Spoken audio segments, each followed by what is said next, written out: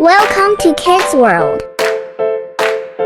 जंगल के बीचों बीच एक छोटा सा सब्ज मेंढक फीजो दरिया के किनारे अचल रहा था।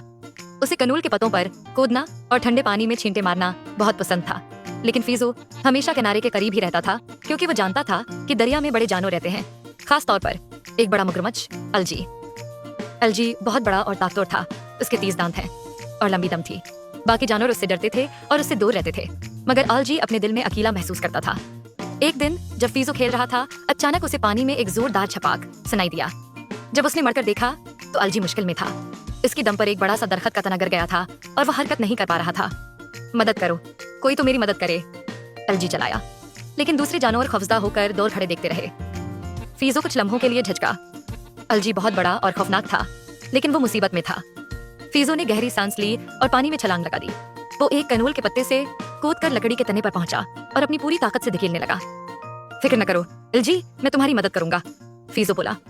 शुरू में तना हिलने का नाम नहीं ले रहा था, लेकिन आखिरकार एक जोरदार धिक्के के साथ वो अलजी की दम से हट गया। अलजी फौरन सतह पर आया और एक गहरी सांस ली। तुमने मुझे बचा लिया नन्हे मेंढक, अलजी हैरान होकर बोला। इस दिन के बाद फीजो और अलजी बेहतरीन दोस्त बन गए। अलजी ने फीजो को अपनी पीठ पर बिठाकर दरिया के सफर पर ले जाना शुरू कर दिया। दूसरे जानवर हैरान थे कि एक नन्हा सा मेंढक और एक बड़ा मगरमच्छ कैसे दोस्त बन गए। एक शाम जब फीजो और अलजी दरिया के किनारे आराम कर रहे थे, उन्होंने एक चिड़िया की जोरदार चीख सुनी। वो फौरन देखने गए और पाया कि एक नन्ही चिड़िया कांटों की झाड़ी में फंस गई थी। फीजो ने उसे आजाद कराने की कोशिश की, लेकिन कांटे बहुत सख्त थे। फिर अलजी ने एहतियात से अपने मजबूत जबड़ों से झाड़ियां काटे और चिड़िया आजाद हो गई। शुक्रिया, मैं बहुत खौफजदा थी, चिड़िया ने खुशी से चहचहाते हुए कहा। अलजी मुस्कुराया। मैं जानता हूँ कि फंस जाने का कितना बुरा एहसास होता है। एक सच्चा दोस्त हमेशा मुश्किल वक्त में मदद करता है। ये सुनकर जंगल के जानवर हैरान रह गए। वो अलजी से डरते थे, लेकिन अब उन्होंने देखा कि वो दिल का बुरा नहीं था। कुछ दिन बाद बंदरों का एक गिरवा एक तैरती हुई लकड़ी पर फंस गया और वो तेजी से आबशार की तरफ जा रहे थे।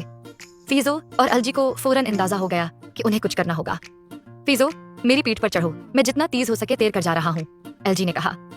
वो दोनों तेजी से बहते हुए दरिया की तरफ बढ़े।